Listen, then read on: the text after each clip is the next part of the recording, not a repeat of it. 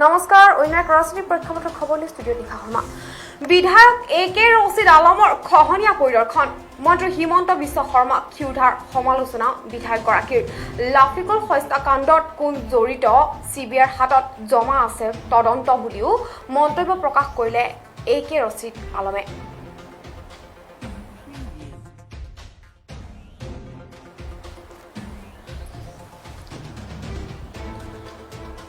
বিটিএডিত যিমান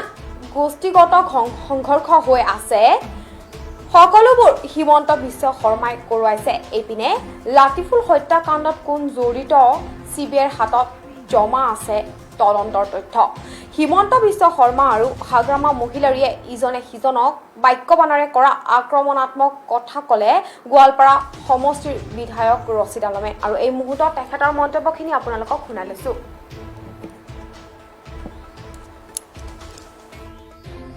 আমাৰ বিধায়কসকলৰ নহয়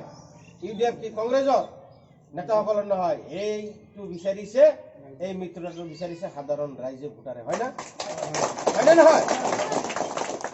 সেইকাৰণে আমি মিত্ৰতা কৰিছো গতিকে সাৱধান হওক যদি কোনোবা লটং বটং কৰে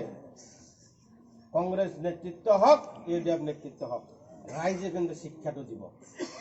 ইউডিএফৰ এমএলএ সকলকো মই কৈছো যদি আপোনালোকে এইবাৰ ব্যৱসায় কৰে পলিটিক্সৰ নামত ৰাইজক লৈ যদি ব্যৱসায় কৰে তেনেহ'লে কিন্তু ৰাইজ আপোনালোকৰ লগত নাথাকিব শিক্ষা আপোনালোকক দিব এনেকুৱা শিক্ষা দিব চিৰদিনৰ কাৰণে কিজানি আপোনালোকে অসমৰ পৰা বিদায় দিব লটং বটং নকৰিব কংগ্ৰেছ নেতৃত্বকে কৈ দিছো এইবাৰ যদি বিজেপিক খেদাব নোৱাৰে ইউডিএফৰ লগত যদি লগত নলয় বিজেপিক খেদাটো অসম্ভৱ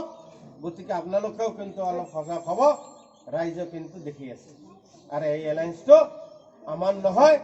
ৰাইজৰ স্বাৰ্থত ৰাইজে লৈছে আৰু আমি ৰাইজৰ লগত থাকিব লাগিব ৰাখি কয় গতিকে এই যাতে এলায়েন্সটো নহয়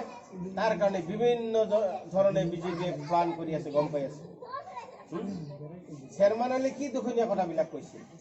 ক'ৰ কথা ক'ত লৈ গ'ল ক'ৰ কথা ক'ত লৈ গ'ল কয় একফালে তেওঁলোকে বনাই লয় একফালে এইবিলাক চলি আছে কংগ্ৰেছী বিধায়ক বোলে বিজেপিত যাব ৰকিবুল হুছেইন কৈছে নহয় গছত গৰু উঠা কথা যিদিনা গছত বোলে গৰু উঠিব সেইদিনা ৰকিবুল হুছেইন বিজেপিত যাব কৈ দিছে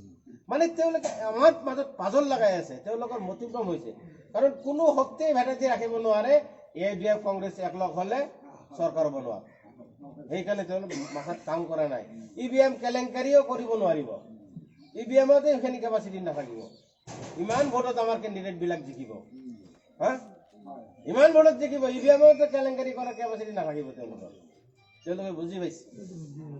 গতিকে মই আপোনালোকক কৈছো আপোনালোকে ৰাজনৈতিক হিচাপত সচেতন হওক আৰু কংগ্ৰেছৰ নেতাসকলক কওক ইউডিএফৰ নেতাসকলক আপোনালোকে ৰাইজে কওক এতিয়া উল্টা পুল্টা নকৰিব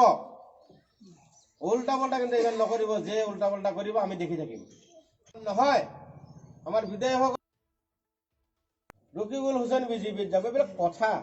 আমাৰ মাজত বেমেজালি সৃষ্টি কৰি আছে কাৰণ মাইনৰিটিৰ নেতা এতিয়া ৰকিবুল হুছেইন কাৰণ তেওঁক খানি খুচি মাৰিব পাৰিলে মেণ্টেল প্ৰেছাৰ কৰিব পাৰিলেহে কংগ্ৰেছটোত আহিব তেওঁলোকে পলিচি এইবিলাক এতিয়া চাব আমাৰ মাজত ভাগ ভাগ কৰিব কি ভাগ কৰিব যে কিছু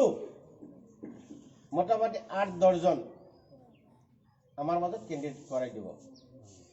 পইচা দি দিব ধৰক 20-30 লাখ 5 লাখ খৰচ কৰিবি কংগ্ৰেছৰ ভোট 5,000 নষ্ট কৰিব লাগিব হল ইয়াক কওঁ 20-30 হাজাৰ টকা দিম 20-30 লাখ টকা দিম কংগ্ৰেছৰ ভোট 5,000 নষ্ট কৰিব লাগিব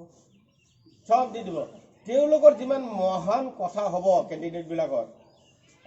তলত দেখিব পিছফালে বিজেপি আছে তলত দেখিব পিছফালে বিজেপি গতিকে সাৱধান আপোনালোকে যাকে বিধায়ক বনাক যাকে নিৰ্বাচিত কৰক এক জায়গাত হ'ব আৰু একজনকৰ তাতে সিদ্ধান্ত ল'ব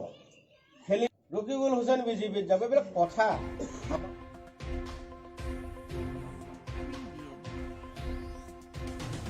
ৰাজনীতি প্ৰেক্ষাপটৰ এই খবৰটো জানাই ষ্টুডিঅ' মজিয়াৰ পৰা বিদায় লৈছোঁ পৰৱৰ্তী খবৰৰ বাবে চাই থাকিব আপোনালোকৰ প্ৰিয় চেনেল টিআই নিউজ ধন্যবাদ